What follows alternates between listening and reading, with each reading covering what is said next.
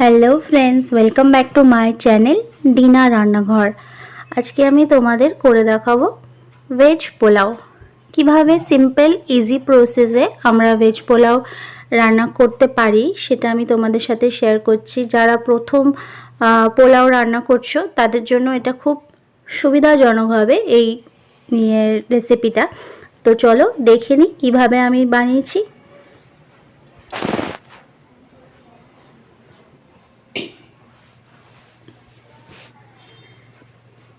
এখানে আমি একটা হাঁড়িতে জল নিয়ে নিয়েছি, তাতে আমি দিয়ে দিচ্ছি গোলমরিচ, স্টার আর লং, এলাইচি, কাঠ আর জয়ত্রী আর একটা তেজপাতা।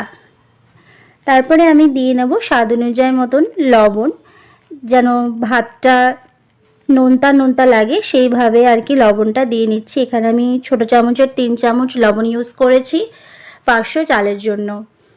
আর দিয়ে নেব রিফাইন তেল, যেন চালগুলো একে অপরের সাথে লেগে না যায় সেইভাবে তেলটা দিয়ে নেব।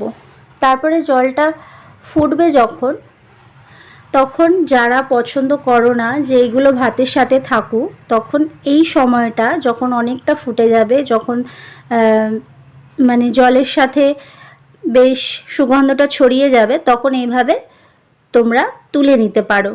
যেরকমভাবে আমি তুলে দিচ্ছি চামচ দিয়ে সেইভাবে তুলে নিতে পারো, বা সাদা একটা কাপড়ের সাথে পুটলি বেঁধেও তোমরা দিয়ে নিতে পারো।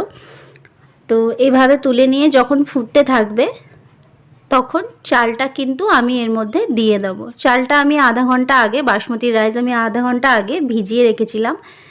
তারপরে চালটা এর মধ্যে দিয়ে নিচ্ছি। তারপরে ফুটতে থাকবে।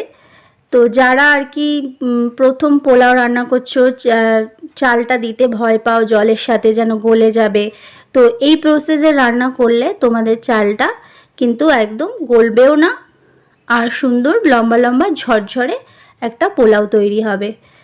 তো এখন চালটা প্রায় 80% হয়ে গেছে।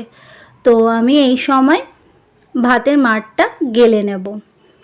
তারপরে একটা ছোট ফ্রাই প্যান নিয়ে তাতে আমি দিয়ে দেবো 1 চামচ ঘি। ঘিয়ের মধ্যে আমি সব যা যা সবজি আমি ইউজ করেছি সেগুলো ভেজে নেব। বাদাম, কিশমিশ সেটাও আমি এই ঘিয়ের সাথে ভেজে নেব। এখানে আমি নিয়েছি কাজু, লাল কিশমিশ আর কালো কিশমিশ। সেটা ভালো করে আমি ভেজে নিচ্ছি, এর সাথে ভেজে তুলে রাখবো। তোমরা যারা আমার চ্যানেলটা নতুন দেখছো তাদের যদি ভালো লাগে তাহলে অবশ্যই লাইক করো, কমেন্টস করো, আর আমার চ্যানেলটাকে সাবস্ক্রাইব করে পাশের বেল আইকনটা প্রেস করে আমার সাথে থেকো। আর যারা আমার চ্যানেল সাবস্ক্রাইব করেছো তাদের জানাই অসংখ্য ধন্যবাদ। এখানে আমি গাজর, বিনস আর মটরশুঁটি নিয়ে নিয়েছি। তোমরা যে যেরকম পছন্দ করো ভেজিটেবল, যেমন এই সময়টা ফুলকপি, শীতের ফুলকপিও খুব ভালো লাগে খেতে, তো ছোটো ছোটো করে তোমরা ফুলকপিও দিতে পারো, ছোটো ছোটো করে কেটে আলুও দিতে পারো। তো এইভাবে নানান রকম সবজি দিয়েও তোমরা বানাতে পারো। তারপরে এর মধ্যে দিয়ে নিলাম আমি সামান্য একটু লবণ আর সামান্য একটু চিনি। সেটা দিয়ে আমি ভালো করে ফ্রাই করে নেব। ফ্রাই করে আমি সবজিটাকেও কিন্তু তুলে রাখবো। তো এইভাবে পোলাও বানালে কি হবে, তোমাদের চালগুলো কিন্তু ভেঙে যাবে না। যেহেতু যারা প্রথম বানায় তাদের জলের পরিমাপটা একদম বুঝতে পারে না, তারা এইভাবে বানাবে, বাড়িতে বানিয়ে খাবে, খুব ভালো লাগবে। হয়তো কোনো গেস্ট আসার থাকবে, আমরা ভয় পাই যে চালটা ভেঙে না যায়, গলে না যায়, তো এইভাবে রান্না করলে তোমাদের চাল ভাঙবেও না আর গলবেও না। তারপরে সেই ভাতের ওপরে আমি কিন্তু সেই সবজিগুলো দিয়ে নিলাম। সবজিগুলো দিয়ে নেব, আর বাদাম কিশমিশ যা ভেজে রেখেছিলাম সেটাও দিয়ে নেব। আর দিয়ে নেব একটু পেঁয়াজ ভাজা, সেটা খেতেও ভালো লাগে, পেঁয়াজ ভাজাটা তার সাথে দেখতেও সুন্দর লাগে। এইভাবে কিন্তু আমি সাজিয়ে নিচ্ছি আমার ভেজ পোলাও। তো তোমাদের কেমন লাগলো অবশ্যই লাইক কমেন্টস করে কিন্তু জানাতে ভুলো না। তারপরে তোমরা চাইলে এইভাবে ভাতটা সাজিয়ে নিয়ে উছলিয়ে নিতে পারো, যাতে করে পুরো সবজিটা ভাতের সাথে মিশে যায়। তবে আমি কিন্তু সেটা করিনি, আমি যেভাবে করলাম তোমাদের সাথে শেয়ার করে দেখালাম।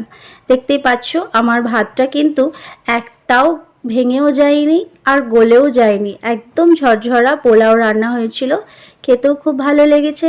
আমি এটা পরিবেশন করেছি চিকেন কষা দিয়ে, দই চিকেন দিয়ে, সেটা আমার চ্যানেলে আছে, তোমরা চাইলে দই চিকেনের রেসিপিটাও দেখে নিতে পারো।